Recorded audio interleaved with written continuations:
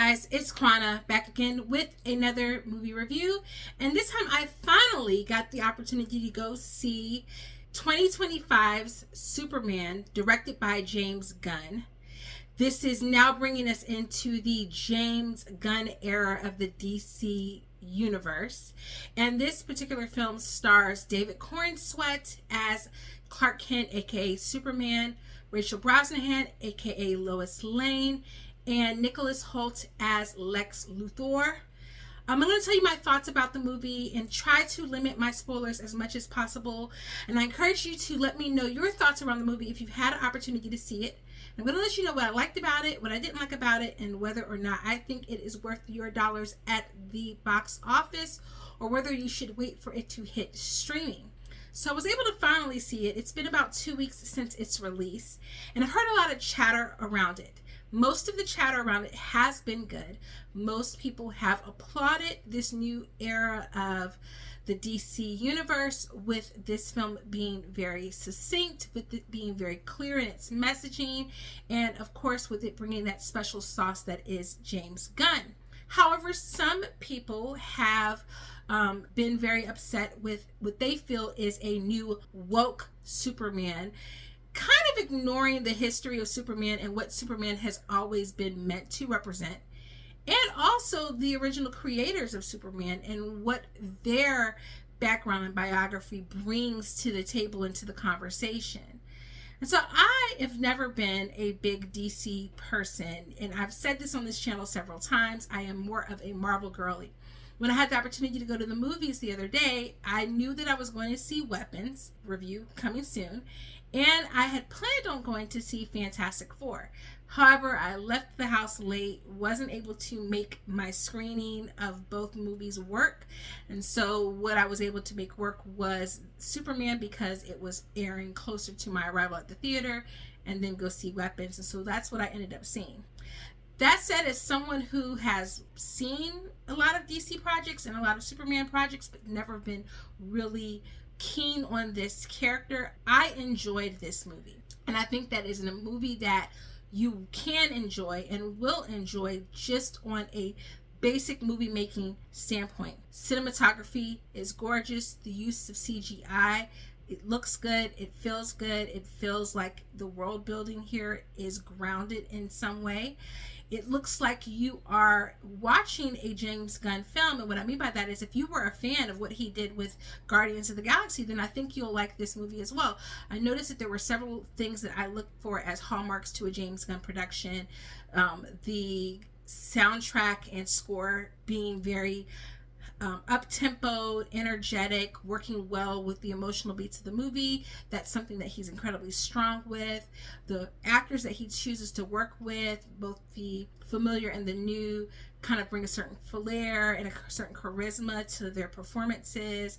There's comedy and lighthearted moments mixed in with the very grounded moments. So all of that feels very familiar. Another thing that I've noticed about James Gunn is he loves to start movies and series in media res, meaning that the action and a lot of the world building and the character building has already been created and already been done. And that's exactly what is going on in this Superman. If you've seen the trailer, the first trailer that was released, which actually ends up being the first few minutes of this film, where we see Superman laying down on the snow in Antarctica, having lost a major battle and being aided by his dog Crypto. That is exactly how this movie starts. We don't witness that fight. We don't witness that moment. We don't witness the early eras of his life. In James Gunn's mind, we've already had that. We've already done that with Smallville, with the Christopher Reeves Supermans, and even with the ones that are in the Snyderverse. We've already seen these iterations of Superman. So he's kind of bringing us into the story as though we know this character already. And I think that in many ways that does work. However, someone who's never been super attached to Superman, I could see and imagine a world in which in 10 years, 20 years, someone is watching this version. If this version is the version that they land on first, they're gonna come away maybe feeling as though they don't really know these characters that well. Like maybe they know who Superman is as a caricature, but who they know as an individual, they're going to walk away perhaps not knowing who this character is. Now, the basis of this story is very simple. Superman loses his first fight. And from that moment, we see these series of fights where he's getting slammed on all fronts by Lex Luthor, who is coming for his jugular. He's coming for his neck. And he is tearing at the fabric of who Superman's identity is and making Clark Kent question who he is and why he was sent to Earth, what his purpose is in life. Which I think is a very universal question. It's a very human question.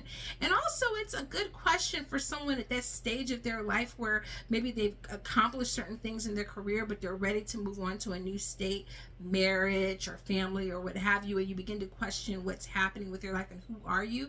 And that is kind of where we meet Clark in this movie. Now, aside from the battles that Lex Luthor kind of challenges him with, we get introduced to the Justice Gang. Not the Justice League, the Justice Gang. It's made up of one of the iterations of Green Lantern, played by Nathan Fillion. It's made up with Hawk Girl, played by Isabella Merced, who's just had a turn in The Last of Us and kind of gotten a bigger name for herself. And then we have Eddie Gathegi. I always mess up saying his name, so I possibly said that incorrectly. And he's coming in as Mr. Terrific. And so they make up the Justice Gang. And in this new universe that we're meeting these newer characters, I say new universe because it's James Gunn's universe of all of this, the metahumans that are fighting in this Justice Gang don't mind if their strategies result in loss of life. And it kind of places Superman on this pedestal where we remember that he is unique from all the others because he is not willing to sacrifice human lives in order to take down the bad guys. And so you have this Christ-like figure who's constantly willing to fight for the good of humanity. And for the first time, his own blood is shed and he is put on the line as well. And just like a Christ-like figure like Jesus, he becomes scorned and ridiculed and crucified for this. And so we see him kind of go through this. We also get the chance to see him in the middle of his relationship with Lois. He and Lois are already coupled. She's already aware of his identity. We don't have to go through any of the baggage of her finding out who he is and all of that. They're already there, but it's more along the lines of what's next for them. And that's kind of where we are with this story. And as beautiful as I thought the cinematography was, and as much as I actually enjoyed the pace of the movie, the fight sequences of the movie, and the story of the movie, I felt like we walk away not really knowing any of these characters. We get Perry in the movie, played by Wendell Pierce, who's only in 2 scenes. He's literally just a stock character. We get Jimmy Olsen in this movie, who is just a helper. He just is there to kind of be a playboy and get information to filter out into Lois. We don't really get to see him banter much with Superman or Clark Kent. They're in like 1 scene together. We get like maybe 3 scenes with Clark and Lois or Superman and Lois. It's really short. So we don't get a lot of the relationship building that has come to, in my opinion, define these characters in some of their past iterations. And that was something that was missing for me because I kept putting myself in the mindset of someone who was watching Superman for the first time. They wouldn't know these characters, but the film assumes that we know these characters. But there's a whole new young audience who might not know these characters. So it kind of requires you to do some homework. The other thing that kind of popped up in my mind is that out of all of the characters, yes, we get to know Superman or Clark and how much the identities that he gains from his parents on Earth and all the Kents and also his alien parents, what that means for him in terms of his purpose and him defining who he is for himself. But then also Lex's purpose and his driving motivations. Like, one thing this film did really well is it established Lex Luthor as like a mega villain. And it does this in 2 ways, in my opinion. You make him go after a dog and after a baby in the same film. It's not just about beating Superman, who is an alien with superhuman strength and laser eyes and all those things. This man goes after a baby and a dog. He is evil. And so it does a really good job of establishing him as an evil entity. what I walked away from this film feeling the most is that the protagonist of this movie was not Superman, but it was all of us in the audience watching it, all of us humans on Earth, wrestling with our own collective humanity. What does it mean to be human? What does it mean for someone to be an alien? Shouldn't we view all human life, and for better or for worse, like, yes, Superman is technically an alien, but every part of him looks human, is human. Shouldn't we value humanity above war and weapons and money and gain? And shouldn't we care about our fellow man? And so there's a couple of moments that really resonated in the film for me. There's a moment where we see Superman get beat down, and he gets helped out by this food vendor who has just appreciated that Superman said his food was good one time, and he sees Superman as someone who's trying to do good, and he wants to help however he can. He knows that this man is strong and capable, and he goes to help Superman, and there's a moment of collective humanity there. It's Superman trying to stop a war from happening, because war is senseless. It doesn't matter who's doing it. If there can be a peaceful resolution, there should be a peaceful resolution. And it's Superman trying to fight to stay alive, but also to rescue this baby, because it's innocent. It's completely innocent. And also his dog, because it's innocent and it will be afraid and won't understand. And shouldn't we care about people who are in these situations that can't understand why? They can't understand why the world has forgotten them or forsaken them. So I think all of that is the protagonist of this movie. I think the message of this movie is great.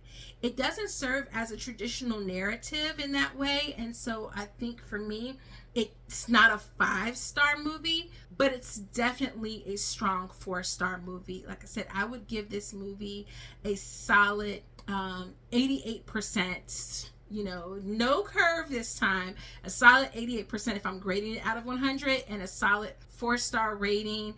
Let me know in the comments your thoughts on the movie, if you enjoyed it, if you liked it, if you didn't like it. Like I said, I enjoyed it. I had a good time. But just thinking of it as a collective movie, I do think that it left me wanting to know the characters more, because I don't feel like we got to know them. They all just felt stock caricature-y. But in many ways, I think it's kind of okay that it does that, because it reminds us that it's a comic book movie, and in comic books, especially in their original iterations, they were very much stock characters until we got like multiple developings of their storyline. So let me know in the comments your thoughts. If you've already seen Superman, what did you think about it? What would you rate it? And I'll see you guys in the next video.